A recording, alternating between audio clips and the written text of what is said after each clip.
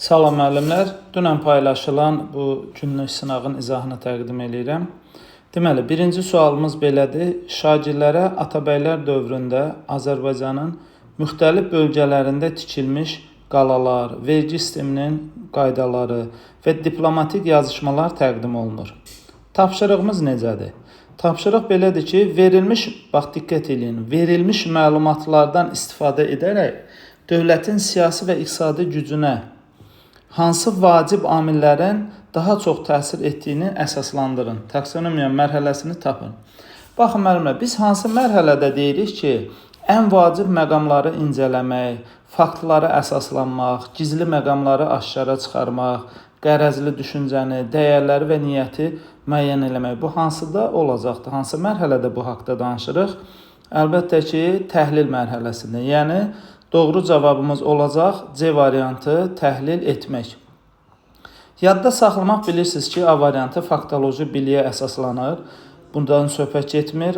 B variantı anlamaqdır. Burada desək ki, öz başa düşdüyünüz şəkildə izah verin, o zaman anlama götürə bilərdik. Dəyərləndirməkdə isə sizin fikrinizi soruşsa, burada isə deyir ki, ən vacib amilləri və verilmiş məlumatlar əsasında. Ona görə doğru cavabımız C olacaq.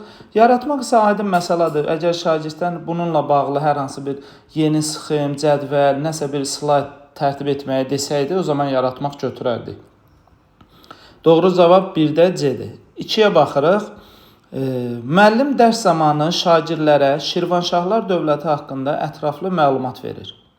Daha sonra şagirdlərdən tələb olunur ki, Şirvanşahlar dövlətinin formalaşmasında və idarəçiliyində qonşu dövlətlərlə diplomatik əlaqələrin əhəmiyyətini öz fikirləri ilə əsaslandırıb münasibət bildirsin.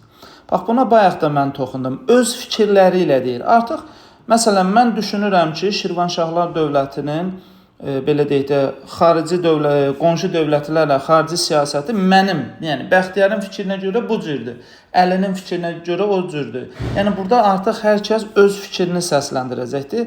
Ona görə doğru cavabımız olacaqdır D variantı. Daha sonra baxırıq, deməli, 3-cü suala. Dərs zamanı müəllim şagirdlərə orta əsrlərdə Azərbaycanın əsas ticarət yollarının xəritəsi və həmin dövrün böyük bazar şəhərləri haqqında ətraflı məlumat verir. Daha sonra müəllim belə bir tapşırıq qoyur.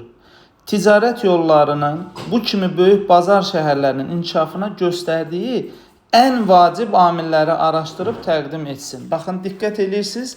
Burada da yenə birinci testimizdə olduğu kimi verilmiş amillərin içərisində ən vacibini tapacağıq. Yəni, ən vacib məqamları incələmək, faktlara əsaslanmaq, gizli məqamları aşkar eləmək dedik, nə olacaq? Təhlil etmək. Deməli, bu sualımızda da ən vacib amili soruşduğuna görə, bu orada bir neçə amil ola bilər inkişaf üçün. Amma onun içindən ən vacibini götürəcəksə, bu olacaq, deməli, C variantı təhlil etmək. 4-cü sualımıza baxaq. Müəllim şagirdlərə dərsə başlamazdan əvvəl isinmə hərəkətlərinin düzgün icrasını göstərir. Müəllim daha sonra şagirdlərdən bu hərəkətlərin məqsədini, hansı əzələləri işə saldığını, idman məşqlərinə təsirini izah etmək istəyir. Baxın müəllimlər, hər hansı bir dərs olsun, hər hansı bir mövzu, mətn, şeir, biz onu oxuyub anlamasaq, başa düşməsək, izahını verə bilərikmi? Deməli, müəllim nə edir? Dərsin əvvəlində isinmə hərəkətlərinin düzgün icrasını göstərir, izah verir və sonradan bunun faydalarını şagirddən soruşur ki, bax, bunu niyə edirik bu isinmə hərəkətlər? Şagird də özü anladığı, başa düşdüyü şəkildə izah verəcəkdir. Doğru cavabımız 4-də B variantı anlamaq olacaq. Və sonuncu sualımıza baxırıq.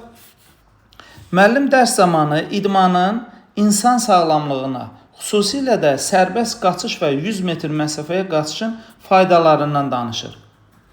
Şagirdlər daha sonra məktəbin stadionuna gedərək isinmə hərəkətlərindən sonra 100 metr məsafəyə qaçış edirlər. Verilmiş situasiyada taksonomiya mərhələsini tapın. Burada nə olacaqdır? 5-də müəllimlər. Deməli, 5-də doğru cavabımız təhlil varmı? Daha doğrusu tətbiq. Hə, var, C variantı. Baxın, müəllim öyrədir, praktiki olaraq hər bir şeyi izah eləyir. Şagirdlər öyrəndiklərini, diqqət edirsiniz, dərsdən sonra məktəbin stadionuna gedib praktiki olaraq 100 metr məsafəyə qaçışı həyata keçirirlər. Yəni burada nə edir? Öyrəndiklərini praktiki olaraq tətbiq edirlər. Doğru cavabımız C variantı tətbiq etmək olacaqdır. Hər birinizə uğurlar arzulayıram.